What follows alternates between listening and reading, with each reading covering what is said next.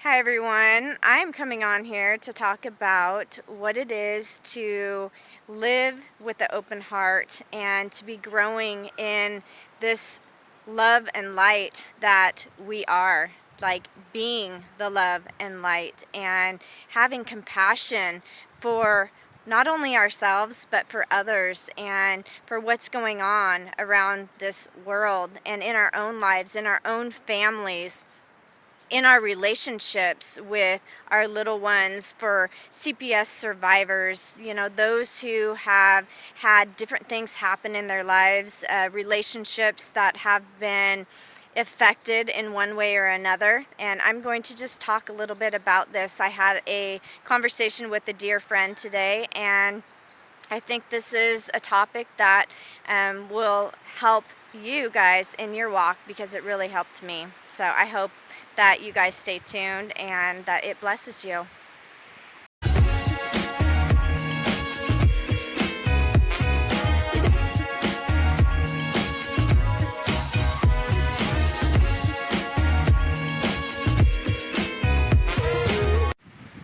So what does it mean to live with an open heart? And what it means to me is that I am going to be looking through different eyes than what I was trained and conditioned and programmed to do. The external circumstances around me, I do not want those to control my internal life and who I am and my internal condition. And so this love and this light permeates all areas of my life. And though I struggle still at times and I'm still growing and trying to be this divine love and light, I am going to focus on those things that are serving me and the greater good of others, not being stuck in these lower vibrations that this planet right now is seeing a lot of.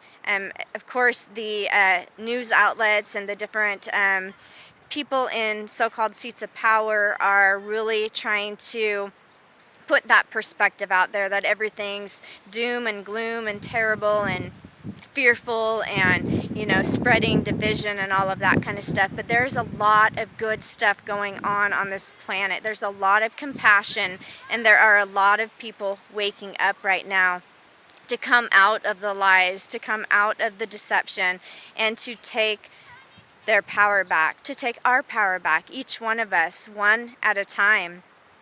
So I'm looking at kind of what's going on, and I see a lot of judgment going on, and this is very easy to do. I was caught up in this for a long time, and for me, religion was something that I was trying to make sense of everything that was going on, and I got caught up in, well, this is just judgment on people for them doing this and that, when in reality, everything that happens in our lives can teach us and help us to move forward, to rise above, to transcend the fear, the anger, the hatred, and to live out our purposes. And so I think that living with an open heart is continuing to do everything in our power, being conscious, being present, and being pure awareness, so that we do not allow the mind and body to take control, to take the driver's seat. Our egos are servants to us, and our souls are the ones who really have our best interest in mind. I don't put my faith in other things, other entities. I really try to stay centered, and when I experience things that are, I start to feel some emotions rising up, I am able to observe those. I'm able to observe the thoughts that rise up, and I'm able to really feel them and then let them go, like I've talked about before. And this is part of really rising above and not allowing others to take our power, or us giving our power away, because no one can take power from us unless we give it away. We really have to understand that.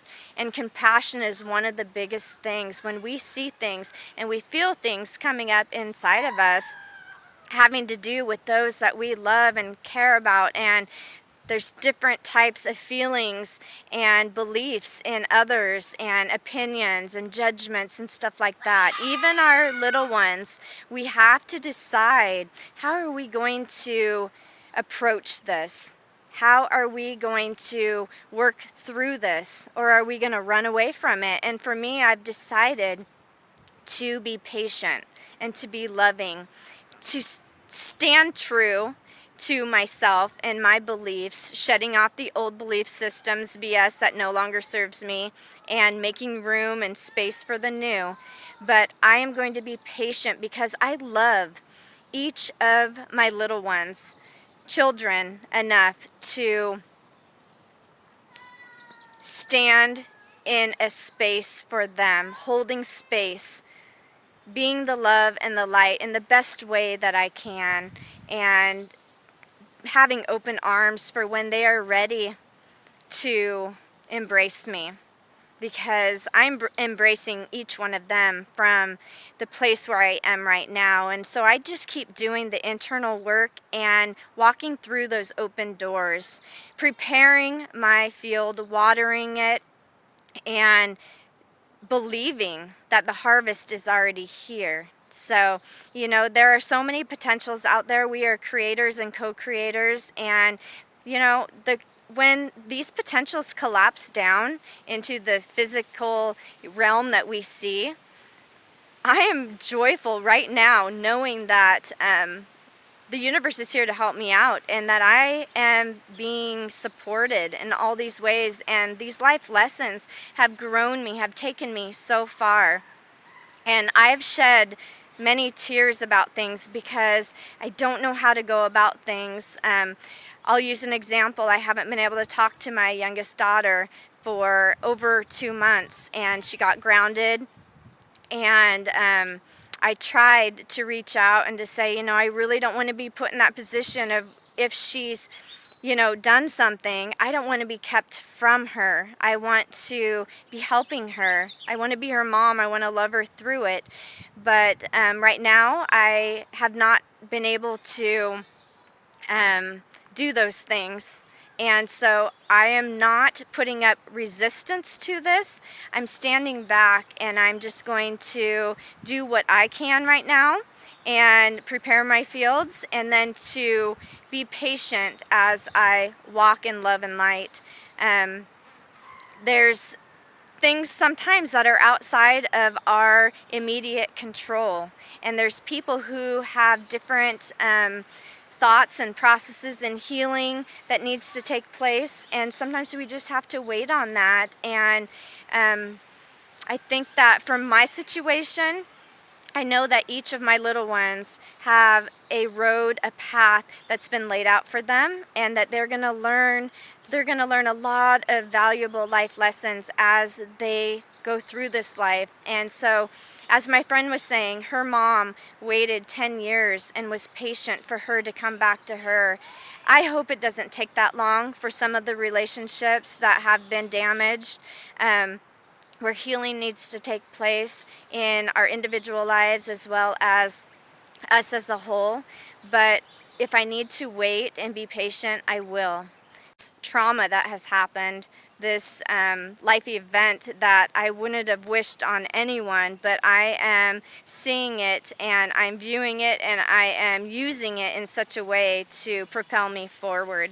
I'm not going to be stuck. I'm not going to be bound, and it's teaching me to stand in my power and to be compassionate. There's been this veil that's been over our eyes, and it can make it very difficult to really see the bigger picture. And I think that using this analogy I'm going to use about horses and stuff like that works two ways. Sometimes you want to put blinders on so that you can stay focused, when you have a horse and a buggy and you're trying to make sure that you can make it right to where you want to go down your path, and things don't, startle a horse, and so you can focus, because our focus is our vote, and what we focus on grows, and it can move us in one direction or another. We want to stay right on that path.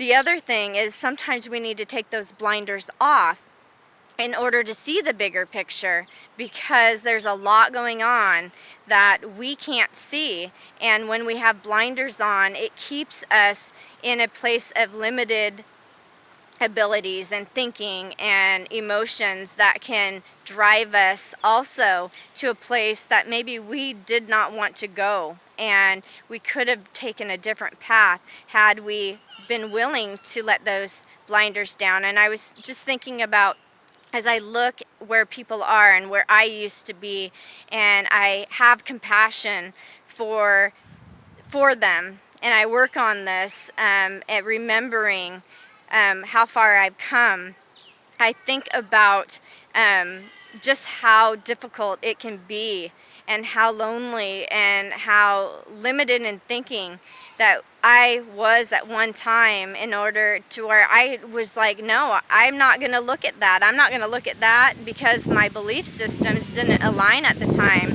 And really, we only are able to see what we are vibrational matched to. This world is vibration, it's energy. And so I was thinking about that as I talk to people about different things with health and what's going on right now around this world, and stuff like that. Just when they bring up things about, wearing the mask, and we need to all stay safe, and we need to do this and that. There's a lot of fear that is being propagated and believed on different levels. I think we need to be careful, and we need to be healthy, or we need to build our immune system up. We need to really go after the cause of what can make us unwell, have dis-ease in our bodies. But I think that when I can stand in a place of compassion and know that it's hard to see things when we are locked in to the condition and the programmed mind, and it can be scary to go to that place of the unknown and to begin to trust in ourselves instead of giving our power away and trusting in all these people around us who really don't have good track records, but we're unable to maybe go there and look at it because of those blinders that we have on. So compassion is something that can help us move forward, and this is the opposite of, or probably not the exact opposite of, but it's different than having resistance and fighting and arguing and going about things in that manner. And this has to do with all of our stuff with CPS and any kind of paperwork we're doing, any type of status correction that we're doing, all of these things. That as we start to understand who we are, then there's approaches that are out there that can lead us in different paths that can be very difficult. And I have seen myself, when we are putting more fire on the fire, it just creates more. And so I think that there is a better way for myself to do things, and I think that as a whole, in unity and in love, that we can rise above this, because we don't need to be resisting things to a place where it causes these low vibrations. There's a way to stand that actually helps to raise the vibrations and helps to be that change we want to see. It brings about solutions in such a way where we all work together in unity. So I'll talk about this more on another video, but I wanted to bring this up. Let's choose compassion instead of resistance and arguing and fighting. And this goes for not only our individual relationships, but at large, the things that we're trying to do to make this world a better place for our families, to end this modern day form of human trafficking. I love you guys so much, and I thank you for tuning in. I thank you for liking, sharing, and subscribing, and I hope that you walk forward each moment in compassion and consciousness, and take those blinders down when you need to see the bigger picture, and then put them up when you need to focus on going within, focus on healing, focus on doing the work that comes up for you, because it will be unique to yourself. You don't have to go digging, it will be shown to you. Look at what the universe brings to you, and then that response back to you is something that you can become very much involved in changing what you don't like that you're seeing. There's a mirror that's out there. So if you don't like the reflection, change what you see. Change it by going inside. You can't just wipe off the mirror and make, a different type of reflection there. And that's how we're going to make this world a better place. I hope that makes sense to you. I love you, and I will talk to you later. Namaste.